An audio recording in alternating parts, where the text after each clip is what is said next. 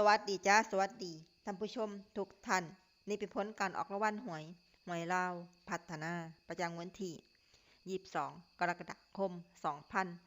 2569รางวัลเลข2ตัวล่างเลขที่ออก0707รางวัลเลข2ตัวบนเลขที่ออก6868รางวัลเลข3ตัวบนเลขที่ออก768รางวัลเลข6ตัวเลขที่ออก9307689307768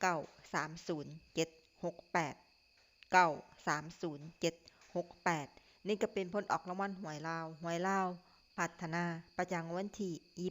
22กรกฎาคม2569ขอให้โชคดีมีชัยถูกหวยลาวพัฒนาได้รับเงินกันทุกคนเด้อจ้าฝากไว้เด้อจ้าซับสไครบ์กดติดตามและเป็นกำลังใจขอขอบคุณทุกท่านที่เข้ามารับชมและรับฟัง